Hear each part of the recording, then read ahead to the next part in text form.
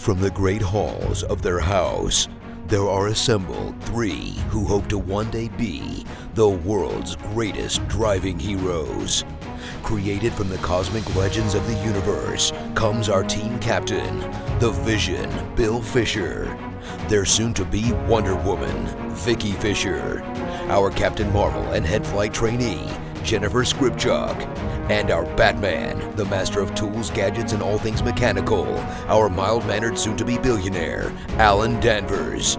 Their mission, to fight injustice, share what is right and wrong, to get you out of your house and come out racing with them, and serve all mankind. They are the Garage Heroes in Training Team.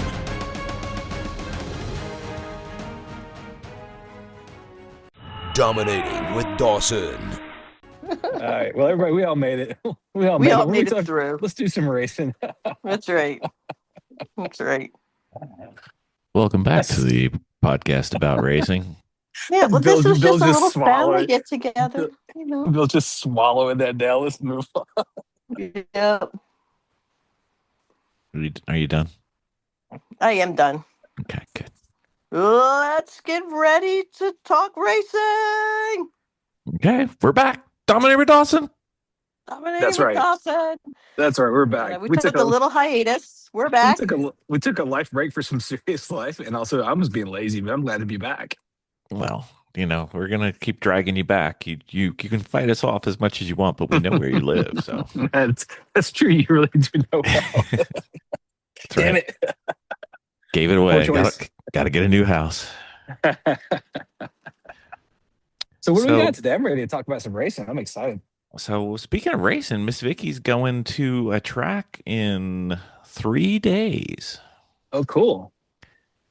It's not our she could tell us all about it if she wasn't frozen right now. Yep, she's frozen again. So let's talk about her.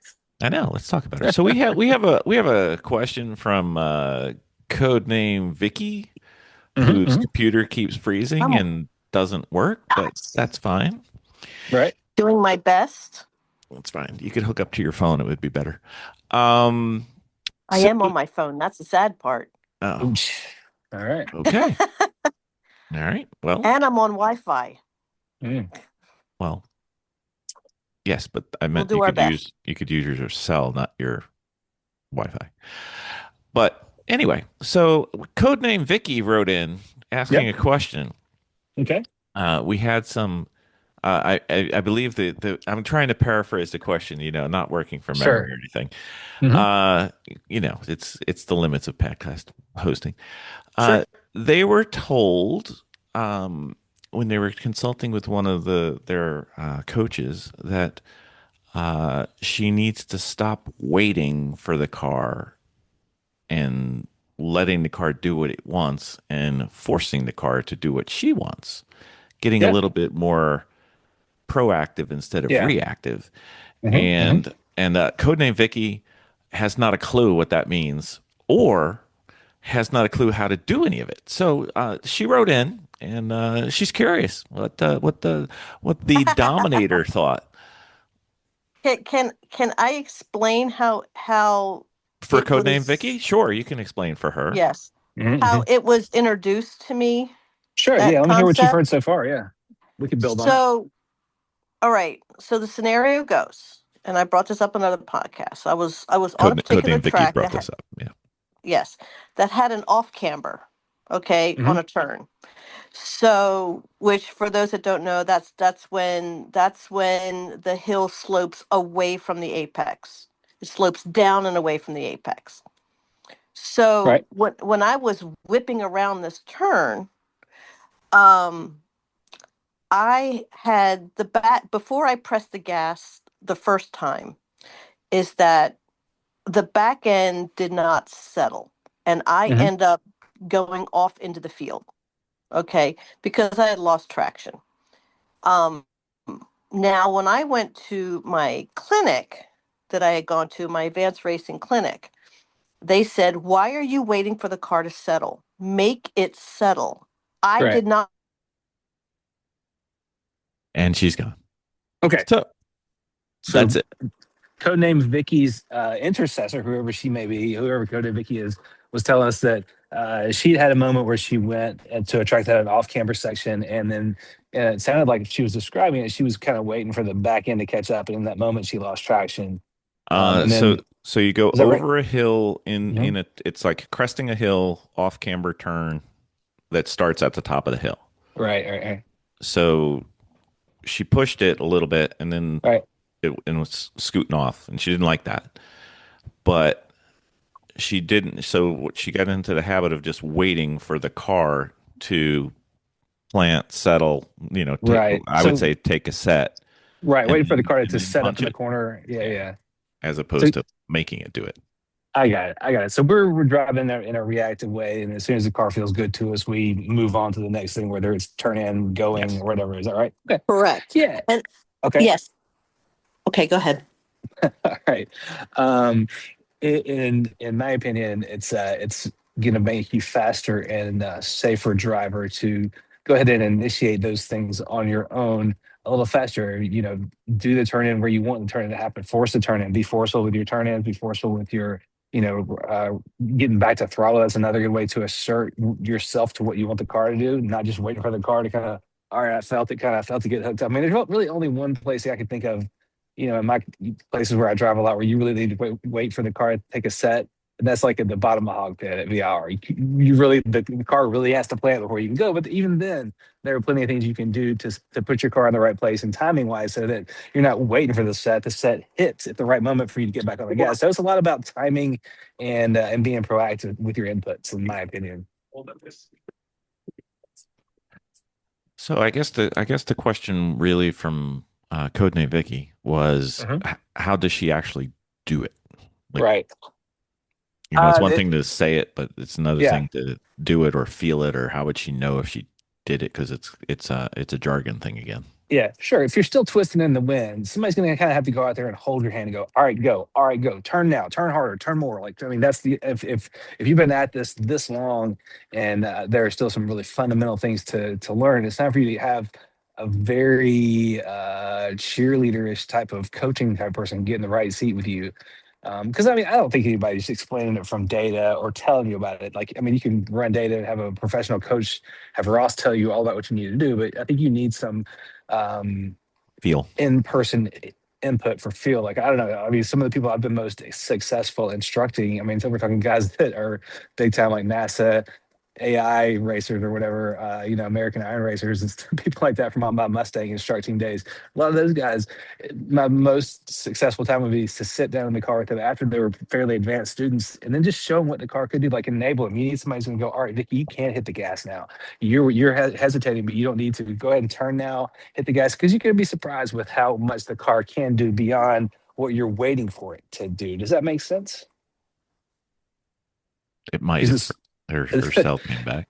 It sounds like you're more in a mode of riding a race car, just sort of riding along with your race car and guiding it, whereas driving it is much more about, I'm yanking this thing around by the scruff of its neck, and here's what it's going to do for me. And if it won't do it, I'll find out and redo the timing on that section or find another way for it to make it work. But I don't want to give up, how much time I'm on the throttle or how much time I got the wheel straight, because that's the most important thing. So I'm going to drive around that and always be trying to keep the throttle open and the wheel straight. There's little interrupters in between there called turns and braking zones and stuff like that, but you figure it out, right? But it's all about forcing what you want, not waiting for what you want. Right. You think it might be worth, I mean, in addition to the right seating, you think it might be worth doing one of those split sessions where either she goes first or the right seat person goes first to show the difference? Oh yeah. As far as like I've definitely done that. Like not if it's somebody who's both people are comfortable driving the same car, it's best. But I've definitely done a weekend where I might spend Saturday with a student if we're there with our race car or something like that. If our race car happens to have a right seat in it. I might do all of Saturday with a student saying, "Hey, tomorrow you're going to take a ride with me," because I don't want to necessarily just show a brand new person. It depends on where they are in their development. Yeah. If it's somebody already advanced, we'll take a lap together before we even get started. If it's somebody who's new, we'll spend a day doing it and kind of getting our bearings. And then the next day, I'll take a beginner student out and not usually their car, but at least in our race car to kind of go, "Hey, see, we were kind of putting around, but watch this, we were flying up the S's, and just kind of not necessarily scare the crap out of it, but go, hey, what we did yesterday can be done a whole lot harder, faster. So there's a lot more to still pick up. It's a sort of to show them what is capable of what you can do with the track, but also I just sort of inspire them a little bit. You know what I mean? Mm-hmm. One thing I've tried to do a couple times is, when I instruct, is I try and get my student to come out with me at least once or twice on the weekend, because it Oh, totally, yeah. doesn't even have to be the same car. It's Right, it's yeah. a feel thing. It's not a That's what I'm car saying, yeah. specific thing. So that way you don't have to take away any of the track time the student could have as well. And it's probably doable with data and maybe video, but I always felt better like feeling it and having it shown to me, like, oh, I can do that. Like I went out with, you remember, I went out with Chris Abbott a few times, and he's a very good driver and also an instructor. And he took me out in my car early on, and he just Yeah. showed me like, this is what, and I'm like, oh, I didn't know I could do that in this car, and I didn't know I'd do it. And the other thing that was valuable Right. in that specific instance was he said driving at his speed, which was way above mine at the time, probably still is, the brakes were still street brakes, and he said you have 2 laps. Yeah. so, Right. so okay, if I get as good as him and I drive as hard as him, the brakes will overheat in 2 laps. So good to know. Yeah. So sometimes Also, going with is better. yeah, I'll say this too about the benefit of if it works out, if you're doing some in-person instructing, and if it works out to have the person who's teaching you drive your own car and you're just not getting it, like you just, I think there's something wrong with this car or whatever. I'll just relate this to a story when I first started playing guitar in like 8th grade. I bought this Fender acoustic guitar, and I just like, man, it couldn't stay in tune. I didn't think it was like, I didn't think it sounded good. And I thought there was something wrong with it. And then one of the older teens from our little small town in Alabama, who was like in a band and stuff, like way up the road as far as talent and knowing what they were doing for me, took it and like, played Stairway or some Aerosmith song. It sounded perfect. And I was like, well, it's not the guitar, Not the guitar. So you can have some good, not the guitar moments with your own car, and it can be demonstrative too. But you're also right, Bill, that really you're just trying to get more. It's way more about feel and not necessarily experiencing it from your own specific vehicle. But sometimes that can have value also. Yeah, it's just sometimes you just need to, like, as far as learning styles, there's like the verbal learning styles. Yeah. There's the Visual, mental. auditory. I'm a kinesthetic. Like if I see it Mhm. and feel it, Yeah. I can do it. Like I used to play volleyball a while ago, and I actually jumped an entire class of volleyball level just by going to one of the pro tournaments and watching them for 3 days. Yeah. Mm-hmm. I didn't That makes touch a sense. ball.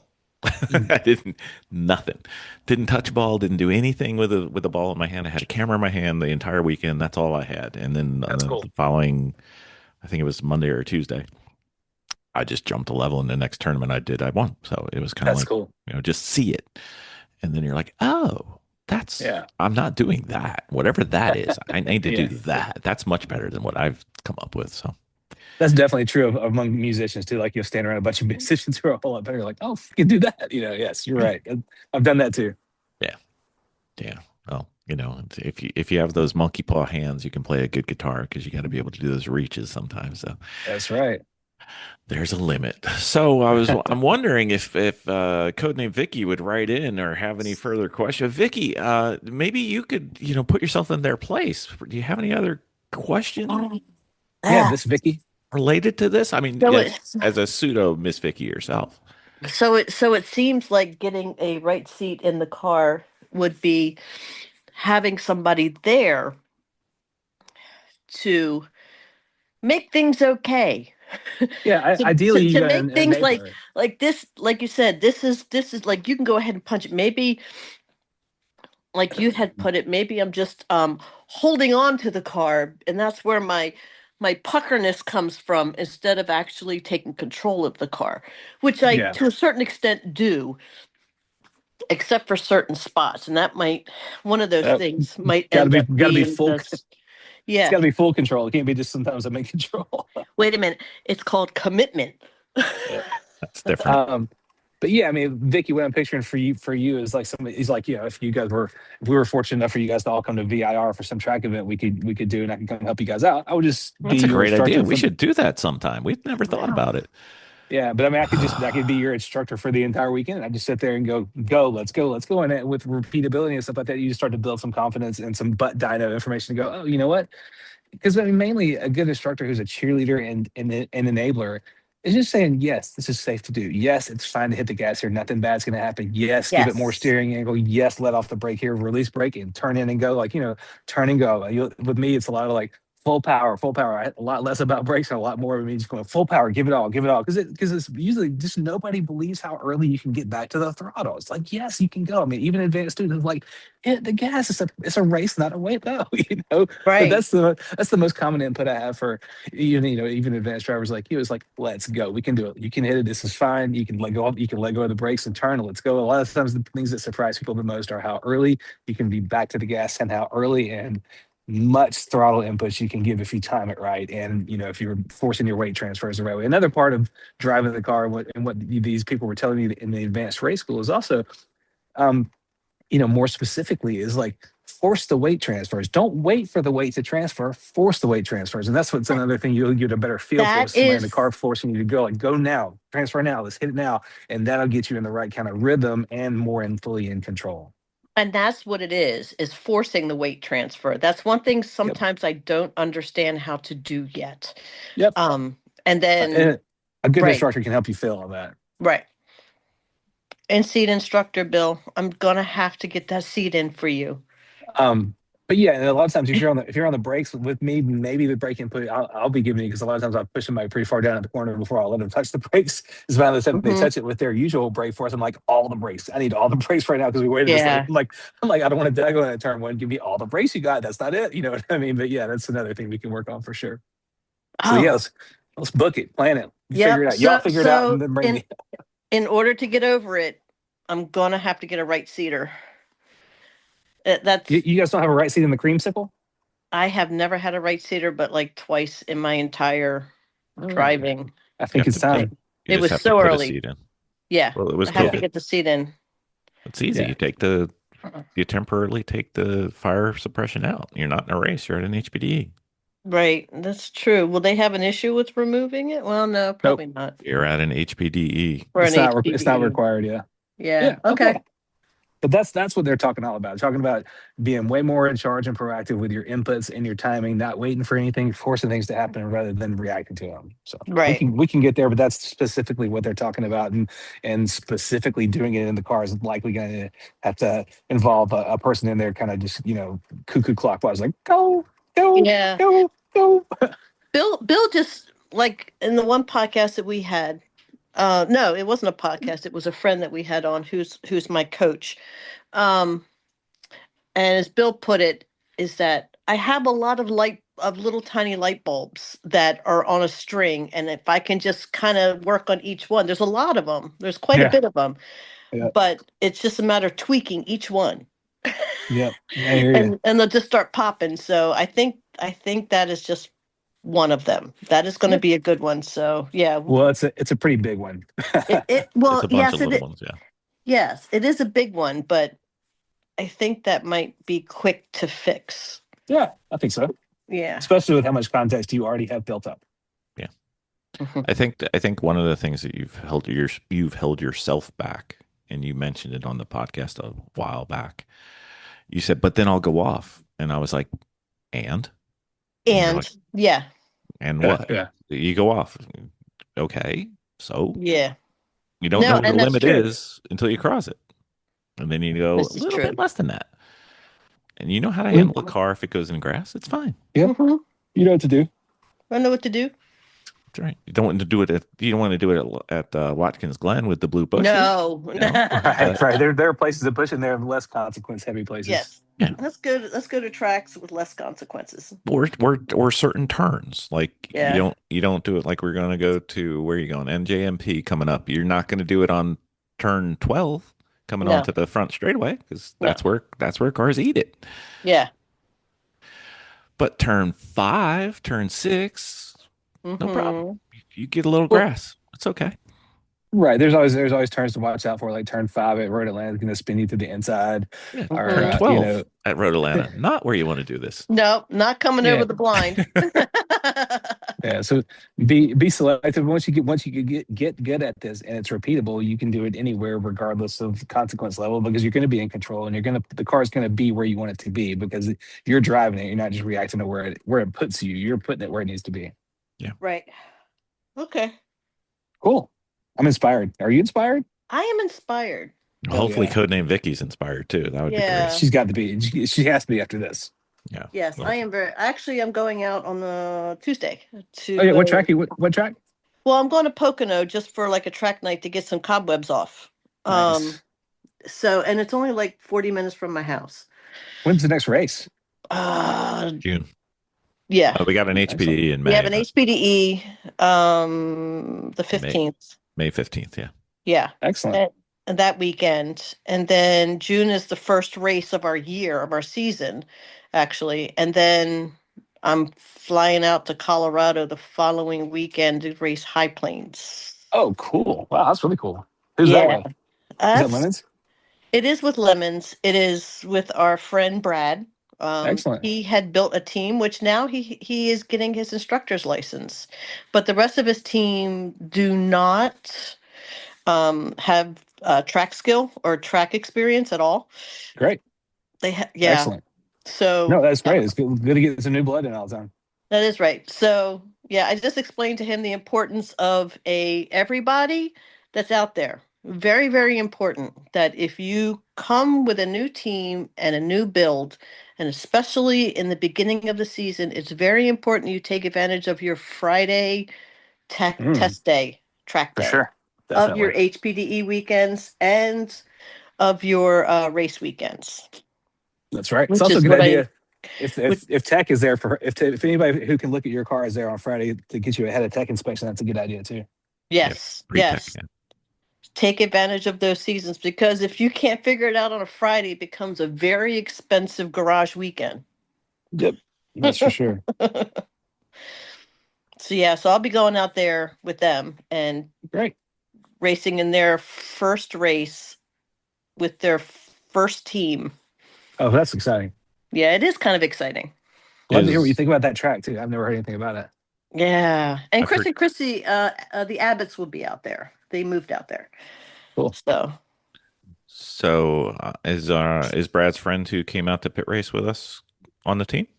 He is not on the team, but I believe he is going to be there. Is he bringing his shirt? I don't know. But yeah. Very nice. All right. Yes. Well, It'll be Codename good. Vicky, if you have any more questions, write in. We love questions. We That's do. true. Thank you. Thank you guys. That was fun.